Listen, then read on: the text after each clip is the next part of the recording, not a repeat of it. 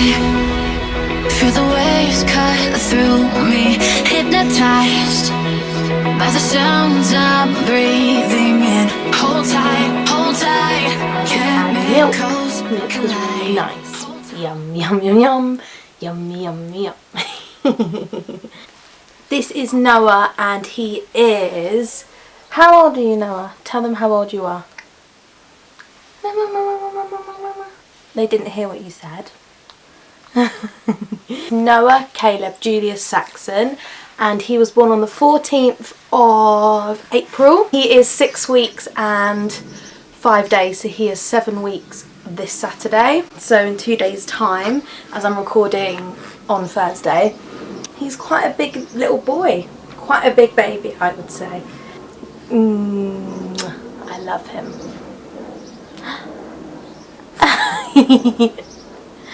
He loves it. He loves it.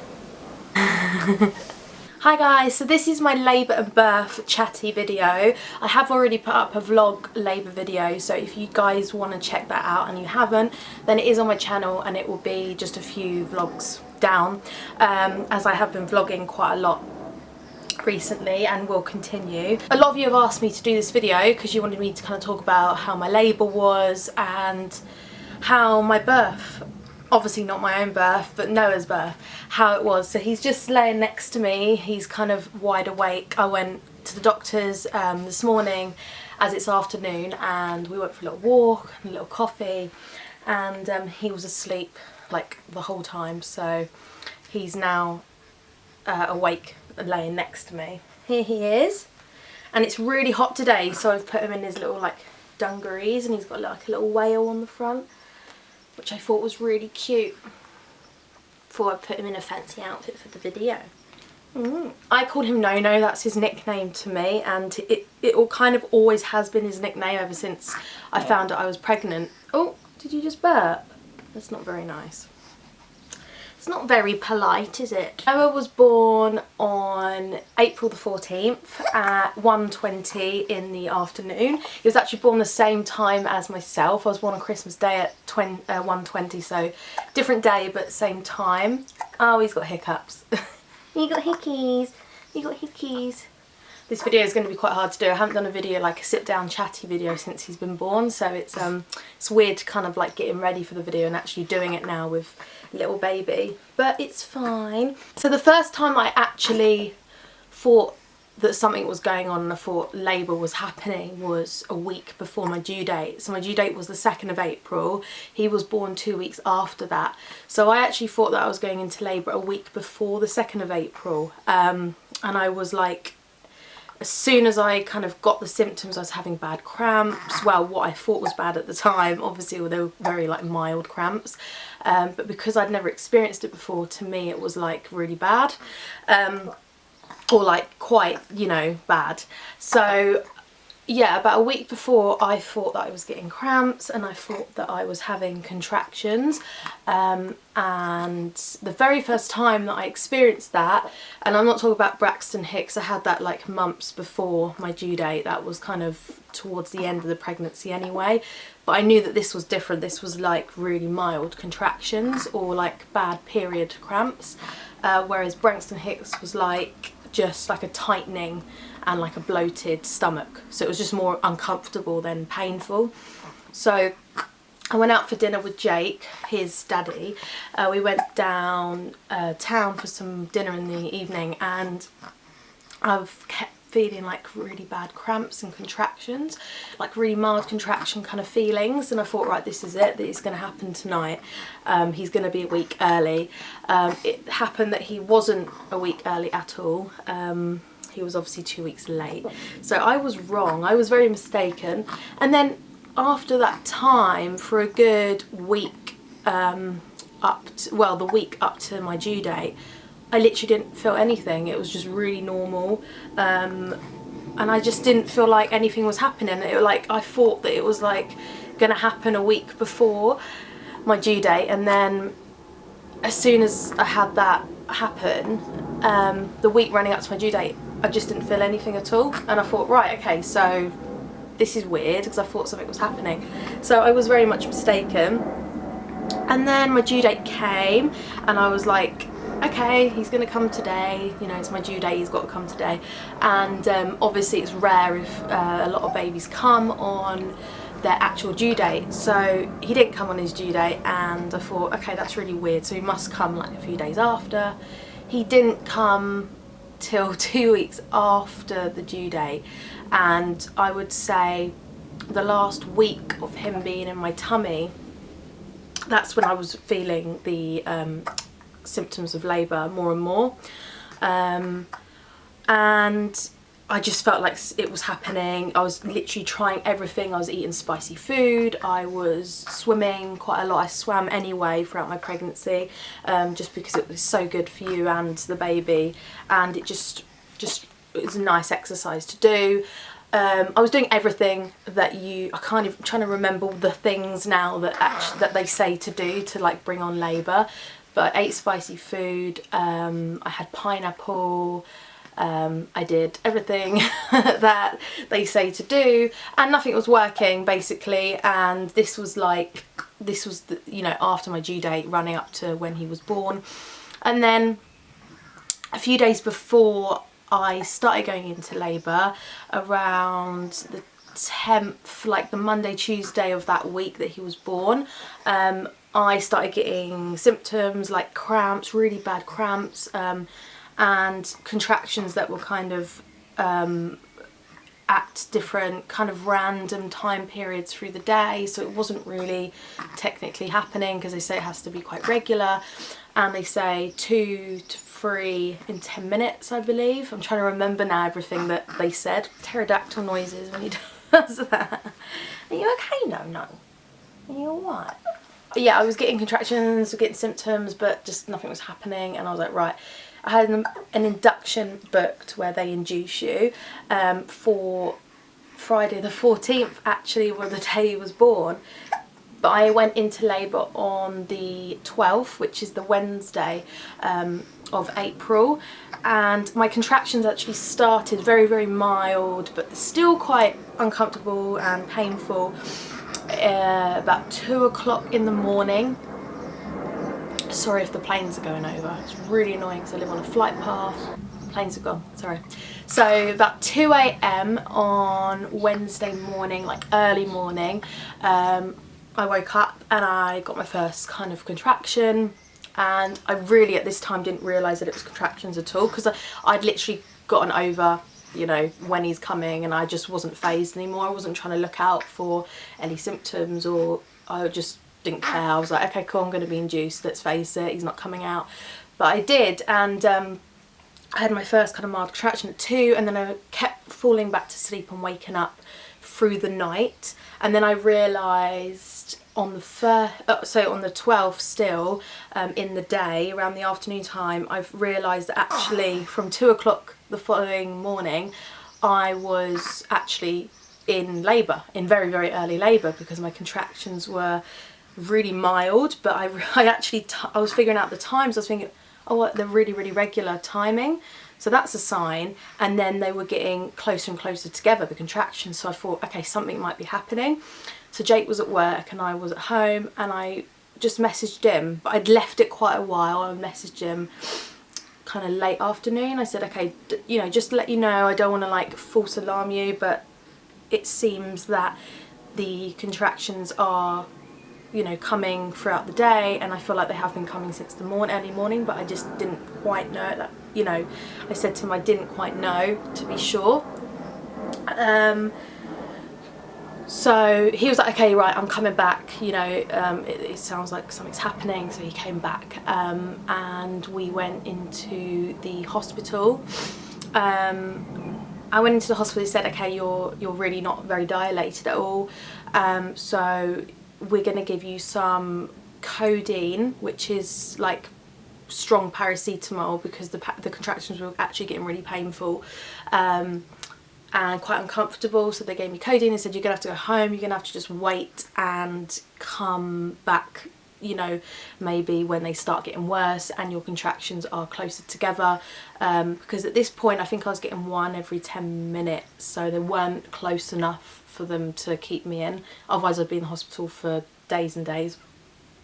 And that's how they think, I was guessing. So I went home reluctantly because I wanted to be in the hospital. I was in so much pain, or I was very in an uncomfortable pain at that time, that I just wanted to stay in hospital. And to me, you know, now I know because I've been through labour and I've had a child, but at that time it was all new to me, and I just thought, I want to be in hospital and I want to be where people can help me, or people can just cut my stomach open and get Noah out as soon as possible if I'm in really bad pain. And that was all that was going through my mind. I just didn't want to go home and have to come back again. But I knew that that's just the procedure, and that's what they did. So I wasn't dilated enough. I went home, I had a bath. I was having baths throughout my pregnancy, everything anyway. It really relaxed me. So I went home, had baths. I had another dose of codeine which they gave me. They said, okay, take this one with you, take some codeine, and try and get some sleep. And I thought to myself, how the hell am I going to get sleep when I've got these contractions, when I'm in this pain? It's just not possible. But the codeine actually does numb the pain quite a lot, so I actually was able to get some sleep. So I slept, I had baths, I think I had about 2 baths, and it was the only thing that would relax me and take away the pain with the codeine, and that kind of sent me to sleep. So I did manage to get some sleep. The pain did start to get really uncomfortable. My contractions did start to get closer together. I found that I was getting maybe 2 contractions every 10 minutes by this point, and this was the early hours of, I would say midnight on the 12th, going into the morning of the 13th, and I was just really uncomfortable. And I said, look, and Jake said, I said, look, I'm really in pain a lot, and it was just so overwhelming. I couldn't get to sleep. By that point I'd already had a little bit of a sleep, and I just couldn't get back to sleep at all, and I couldn't see myself going through the night with the pain. So Jake said, okay, let's go into hospital. So we went straight to the hospital, and they said, okay, you're still not dilated enough. I was more dilated, so my contractions were getting closer. I was in early labour. They definitely confirmed that, but it's just, I just wasn't dilated enough. So they were like, once again, you know, we have to suggest that you go home, because you're just going to be waiting here for a while till I dilate more. And at this point I was just like, please, like, is there any way of speeding it up, because this is really getting painful now. So I did go home. Went home for the second time. By this point I was in pain, but I just came to the conclusion that I couldn't stay in hospital. You know, they obviously wanted me to stay at home until I was really ready, and you know, a lot more nearer to actually giving birth, and more towards active labour, which they called it, as I was still in early labour. So I went home, and so it came to the day of the 13th, the day before he was born, and that's when I went in, because I was getting 3 contractions every 10 minutes like they suggested I need to actually come in, and that's when I went in, and the contractions were really painful. So they just kept getting more and more intense, and yeah, more intense than I thought they would be, to be honest. I thought I could do this, and I did do it, but I was quite surprised at how painful that they were. So I went in, and they said, okay, you are a lot more dilated now, so you can stay in. And I was in active labour at that point. I believe I was 5 centimetres dilated, maybe a bit more. I think I might be wrong, but it was around that, because I went in and out so many times. It felt like there was just so many numbers, and my head was just not focused on that at all. But I was dilated enough to stay in, so I stayed in, and they laid me down on the bed. They checked obviously how dilated he was, they monitored me, and they gave me more codeine, and they also gave me Gassinet, because I insisted on having it, because I was so much in pain. I was like, okay, I need something now. codeine's not enough. It's just not enough, and I need some more pain relief because it's just so painful. So they gave me gas and air. So I was on the gas and air for a few hours, and then they moved me up to my own kind of ward where I was going to give birth. So they took me to the water birth room because I wanted to have a water birth. That was my original plan. So they took me up to the room with the water bath in it, sorry. And so I was continuing with the gas and air, and this was for a good 5 more hours I was in that room for, and I was kind of just chilling out in the pool. We got on really well with the midwife. It was a guy midwife. There's quite a few of them, and they were all so lovely, but there was one, and he was French, and Jake speaks French, so they kind of were getting on really, really well. You okay? Do you want your dummy? He does want his dummy. I think he needs his nappy changed as well. Yeah, we got on really well with the midwife, and I kind of chilled in there. The contractions obviously continuing, but the gas and air was helping quite a lot with the contractions, and I just remember every single time I felt a contraction come, I took in a breath of gas and air, and it really did numb it. So yeah, that was quite a nice time, and that's when I did vlog a little bit. If you check my vlog when I'm in the pool, that was that time. And yeah, at that point I thought, okay, this is all right, I can do this. This is durable, and I think I'll be able to do it in the bath. I won't need anything else. The contractions then got a lot more painful, like more intense, and I thought, okay, are they going to get any worse than this?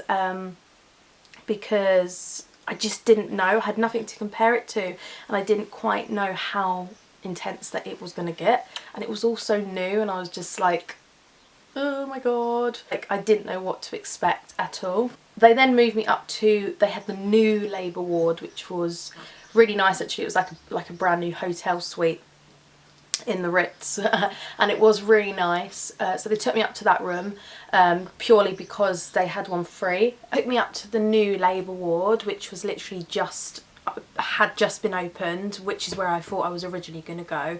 So they moved me up to that room. By this point it was getting quite late in the day on the 13th, and I was feeling really, really tired, quite drained by this point. I was in a lot of pain, and I was going in and out of the water bath in that labour ward as well. At this point I was screaming, I was shouting. I did not expect it to be so painful by this point. I went into the labour wanting to do hypnobirthing, which I did some hypnobirthing classes. I studied it quite a lot, and I did start off doing that at the beginning of my labour, but when I got to the new labour ward in the new room, the pain was just so painful, and I'd had a lot of gas and air by this point. I actually had a hell of a lot, that I was quite high by this point, so it was really hard for me to actually focus on the kind of zoning out and getting myself in the right frame of mind. They then decided to eventually give me some more pain relief, which is what I had actually asked for, because the pain was very, very intense, and I just couldn't control the contractions because of the amount of gas and air I had. I just wasn't in the zone. It was extremely painful. I could actually feel the pressure of him coming down. I was obviously more dilated by this point, and the contractions were just so intense, and he was a very big baby, so now I understand why it was so painful. So they gave me the injection, which is just an injection they give you to numb the pain, and it just makes you drowsy. As soon as they gave me that, I laid down and I actually fell asleep. I then woke up a few hours later, and the pain, obviously I could then feel the contractions again, and the injection had worn off. When I woke up after having the injection, an hour or so went by, half an hour to an hour went by, and I was really adamant that I wanted more pain relief, because the pain was just getting worse and worse and worse. I just couldn't relax. I couldn't relax at all. in excruciating pain, and I didn't expect it to be that painful, I'm not gonna lie. It's the honest truth. I did not expect the pain to be that bad, and it really was. So I'm not ashamed. I went in wanting to just have gas and air if needs be, and I wanted a water birth. They said, you know, my midwife did say to me, just be prepared that you may think that this is what you want, but when it, you know, when you're actually in labour, anything can happen. You just don't know. You can't plan a labour. You can only have a vague outline, and now I know why, because I just didn't expect the pain to be as bad as it was. And so I said, okay, I need more pain relief because it's just not enough. And by this point, I didn't say it as calmly as that. I was like screaming the hospital down. I think everyone in the hospital had heard me by this point, because I did scream when I was before I'd woken up from my injection. They said, okay, well, the next thing is an epidural. So I said, an epidural, if you don't know, is where they inject into your spine. So from your, basically your hips downwards, is just all numb. You just don't feel anything. And I'd heard like horror stories about epidural, and I didn't, you know, I was completely like, no, I'm not having an epidural, it's not happening to me. And they were like, as soon as I said, this is what, that's the last resort, that's what's next, apart from having a C-section, obviously. They said, that's the next thing. I said, okay, I'm having it, because I was in so much stress, and I was so, in a bad place, like mentally and physically, that I thought, surely this isn't even fair on him, on Noah. You know, I don't mind having pain relief if it's going to relax me a little bit more and make the labour a little bit more less frantic and manic and terrorising, because the pain was quite bad. So they took me back up to the room that I was in prior to that one, so that they took me out of the new ward and back into the other one, because that's where they did the epidural. I went on the bed, the doctor came in. By this point I was still so drowsy from the kind of the codeine, the gas and air, because I had so much, and the injection. And the doctor said, I don't even remember, I literally remember the doctor standing in front of me, giving me kind of information about the epidural, giving me risks and what could happen. And I was just like, all I remember saying is, I remember asking him, I'm trying to remember what actually happened at this point. Are you okay? I'm thinking he needs his nappy changed. And I just said yes, I want the epidural. And I remember him injecting into my back. I didn't really feel any pain because I was already drugged up by this point. And then I laid down, I fell asleep. So I then woke up early morning on the 14th, early hours on the 14th, after him giving me the epidural. So I was asleep for quite a few hours. I woke up and I couldn't feel the bottom half of my body. And I was really relaxed, and I thought, okay, this is the state I want to be in right now. And I'm so glad I had the epidural, because it felt good. I was like, okay, I'm in the zone now. I mentally can be there for him and myself. So yeah, the epidural had done its job after waking up, so I was quite happy. I think you need your nappy change. I'm going to have to go and change his nappy, and then I'll be back, and hopefully I'll finish this story. Okay, so his nappy is changed, and I got him a new dummy because he dropped the other one on the floor. So once I'd woken up, it was just a waiting game until I was dilated enough to start pushing and to give birth to Noah, basically. So that's, if you watch my vlog video, that's the period where I'm laying on the bed, and it's like a side-on view. So that's the bed I had my epidural in, and that's where I gave birth. So I was in that bed for the whole morning of the 14th when I'd woken up. So I was just hydrating and basically just waiting to be dilated enough so I could give birth. And Jake was in the room with me the whole time. I had a really, really lovely midwife. She was so nice, and I was just really happy by that point, a lot more relaxed. And it was kind of the previous part of the labour just seemed like a nightmare, really, as horrible as it sounds, but that is how it felt. So it got to around, obviously he was born at 1:20, so about 12 o'clock is when I started pushing. I started pushing and giving birth to Noah. One thing I will say about epidural is obviously you can't feel anything down below, and on the machine it actually says when my contractions, what it should have said on normally for most people it says when your contractions are, so the midwife or the doctor can tell you when to push.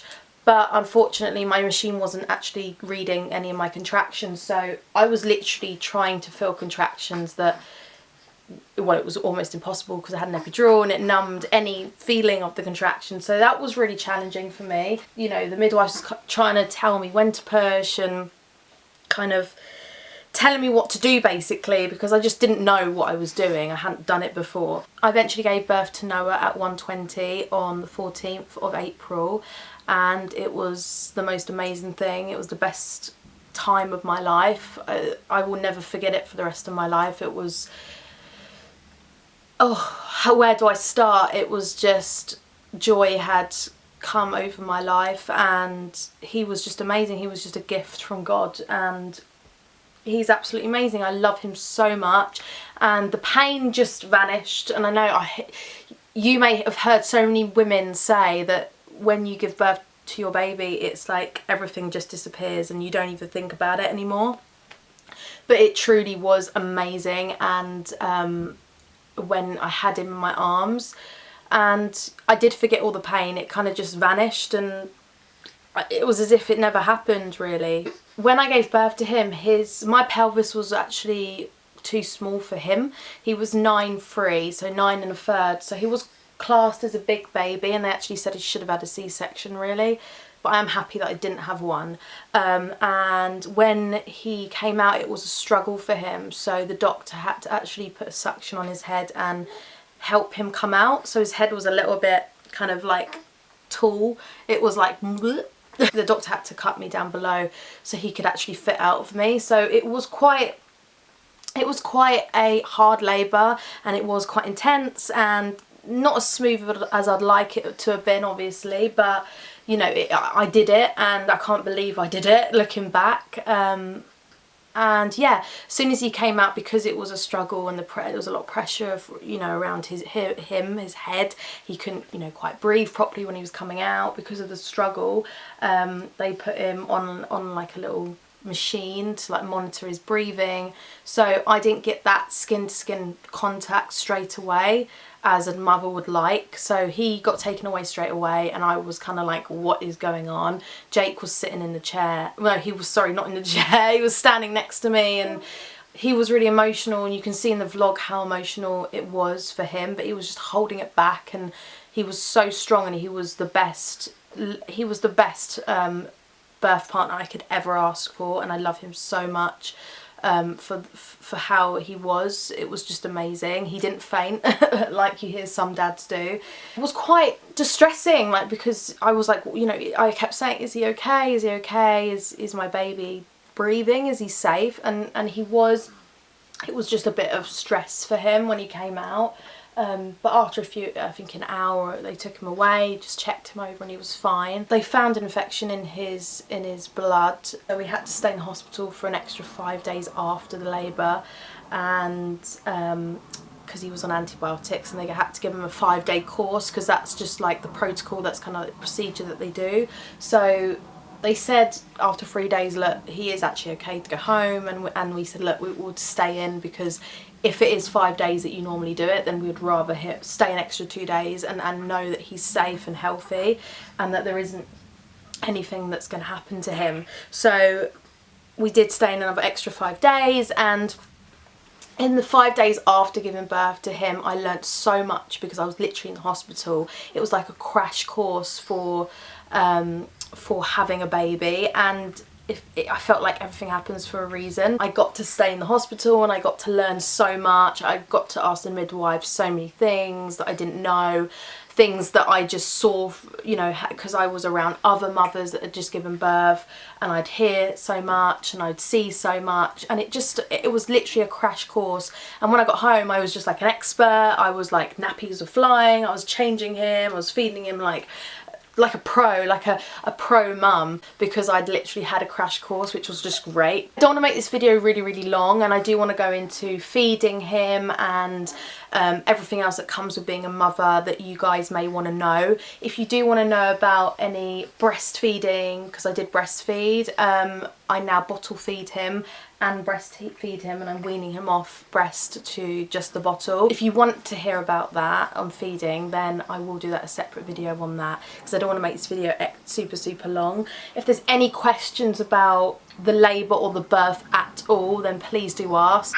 Even if you're not having a baby, then I'm happy to go through it and explain. I think that he's due a feed as well, so I better go and feed this little man. My labour and his birth was not how I would have wanted it to have gone, but at the end of the day, I see it as I kind of forget the pain. And would I have another baby? Yes, I would.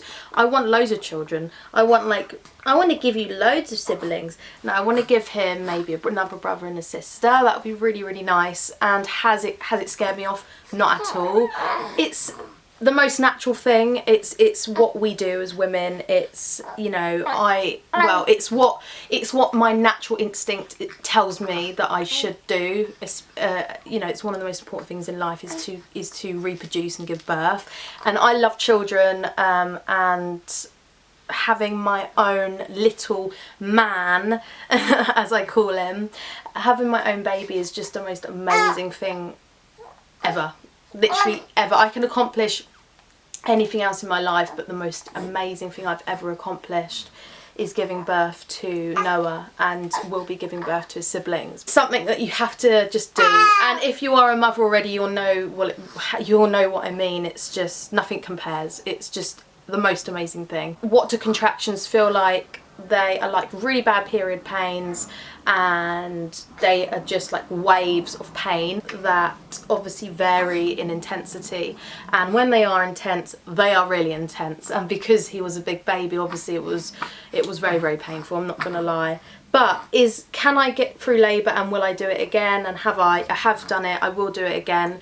And you know, sometimes you have to go through hard things in life to get miracles, and this is my little miracle, so I would do it again and again. My labour all in all was about 3 days, but my active labour, I would say, was about a day and a bit. So quite long, but it flies by. The time flies by when you're in labour and when you're giving birth. Literally, it's like, it was a 12-1 day, and then literally it was like the next second was the 14th and he was born. Follow me on Instagram, you can keep track of me, Noah, Jake, and just me. There is loads of pictures of Noah up on there, so check it out and follow me if you want. Subscribe if you haven't, like this video if you want, and if you like, obviously. Follow me on Twitter, it's Danny_Christina. I'm gonna go and feed this little guy before he moans anymore, because he's a really calm baby, but when he moans, he really moans. And also I want to do loads more baby videos talking about Noah, any subjects that you want to know.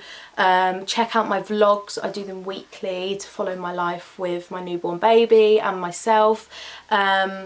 I got back to the gym yesterday for the first time, and it's absolutely amazing, and I'm going again tonight with Jake, so I cannot wait. So I'm back to fitness, so there's going to be loads more videos for you guys. Life has been manic as a new mum with a newborn baby, so I haven't been able to post as much as I want, but there will be videos up every single week, and most of the time they'll be up Thursday, Friday or Saturday. I'm going to figure out what days I want to put videos up as permanent, like a permanent routine.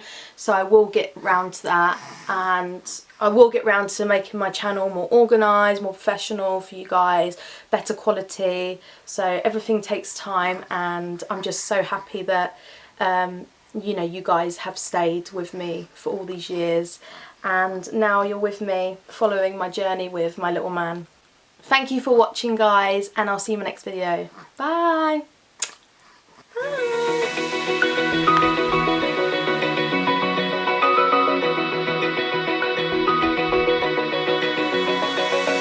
Open eye, feel the waves cut through me, hypnotized by the sounds of